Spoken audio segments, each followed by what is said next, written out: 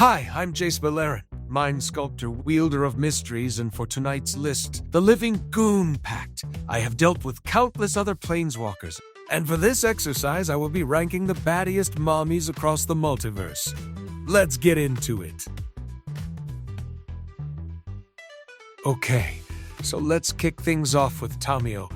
She's this beautifully serene moonfolk scholar from Kamigawa who's like terrifyingly calm all the time. You know, that kind of quiet where you feel like she already knows what you're going to say before you say it. Yeah, that. She floats around in these long robes covered in runes, looking gorgeous and just observes. Man, I wish she would observe me the same way. Not to mention, she's one hot mama, quite literally. Tamio loves to tap things just like me, and she's good with her hands just like me.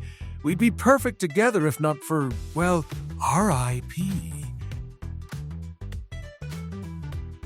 Right, so Mu Yanling is basically what happens if you smoosh an airbender and waterbender together, but also if she was prettier than you. She has this soft blue aura thing going on, hair always floating like she's got her own weather system, and she talks like someone who's never been out of breath in her life. Mu Yanling is very good at weakening anyone. Whenever I see her, I feel weak at the knees, plus she loves to be surrounded by birds. You gotta love birds. Arlen is a werewolf, but like the hot kind. Imagine this wild, battle-worn woman with the eyes that say, I can kill you and help you raise your kids. She's got claws, muscles, loyalty issues, the whole package. When she transforms, it's not even scary, it's majestic. The fur, the fangs, the light of the moon cutting across her. It's nature's way of saying, kneel. She's great with wolves, and her magic makes everyone around her faster, stronger, tougher, better. She's the kind of woman who growls and you go, yes, ma'am. Narset is enlightenment with apps. Literally trained by dragons, she has both the cunning and ferocity to slay. She's all discipline, poise, inner peace. With all her prowess, she could knock anyone in one turn without dropping her tea. She's got that monk aesthetic, clean lines, flowing robes, and zero patience for any nonsense, and you don't have to reiterate it. And don't get me started about how she's great at control. She'll wrap you tightly around her finger, with you begging for release. Each moment, she will deny your every move.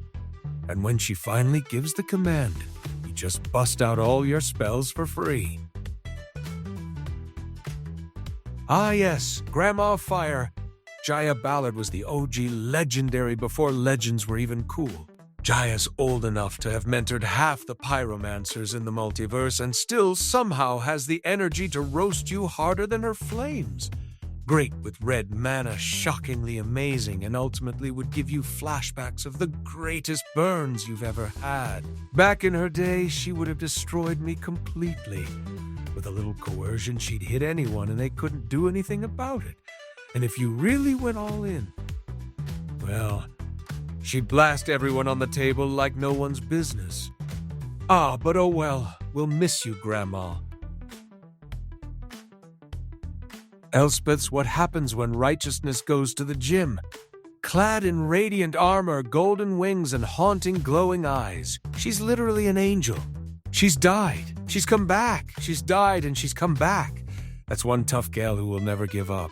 She's fought literal gods and still somehow looks like she moisturizes with divine light. With her magic, she'd make anyone's soldier stand in attention.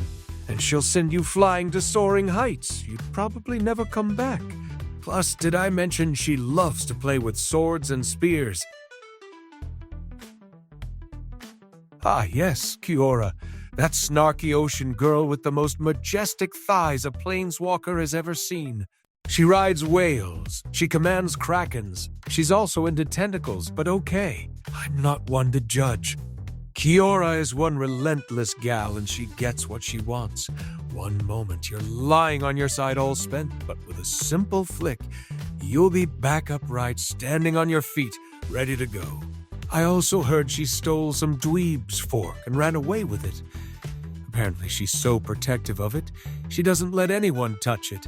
The last guy who did died a horrible death, but that was completely unrelated.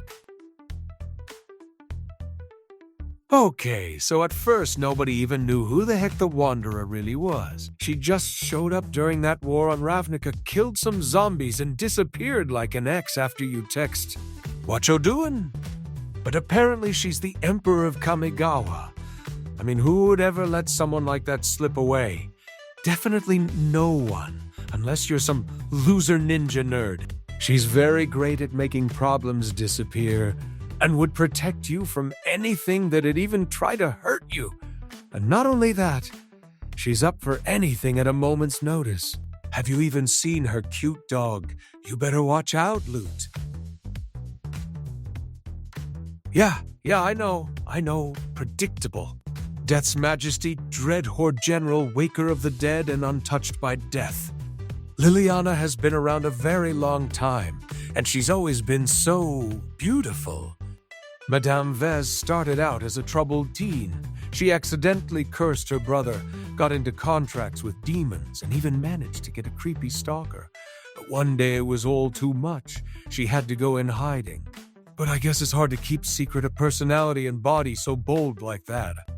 Liliana doesn't ask for anything, it's given to her. She'll discard your cards, destroy your creatures, drain your life, then take it all for herself. You see that headdress she's always wearing? She saw it from an angel on Innistrad and just took it. I know I can fix her. Before we move on to the baddiest planeswalker in the multiverse, here are some honorable mentions. Ren, she's a dryad, but she's practically a haunted tree with feelings. Gorgeous voice, terrifying presence, a literal mother of nature, loves playing lands, milling lands, animating lands, and returning lands to play. Diada, she's a snake, demon, octopus, lizard, crab, blob thing. Actually, I don't really know what she is, but she's still a 10 in my book. Just ignore all the manipulation and corruption. Freelise, loved the world so much she literally died saving it. Loves hanging out with elven dorks, and I heard she's a hit singer too. But that's probably a secret you can only drop in a lair. Sarah, a literal divine goddess. She's a being so benevolent. Even angels name themselves after her. Shame what happened to her world, though. And finally, Vraska. Okay, I'm not biased or anything. She's the queen, literally, figuratively, emotionally. You look at her eyes, you turn to stone, and you thank her. Everything about her is elegance and danger. Her magic is pure petrification, the art of stopping you dead in your tracks because you deserved it. Gorg and human relationships are complicated, but I know it would still work. Sure, you could literally die when you touch her, but that's the thrill of it. Nothing says true love like almost dying after a kiss. And yeah, I may or may not still be hopelessly in love with her. So that's the list. The top 10 baddies in the multiverse, as ranked by me, Jace, the Living Goon Pact. Let me know in the comments if this was a stroke of genius or if I'm some sort of laboratory maniac. And if so, who would you put on the list?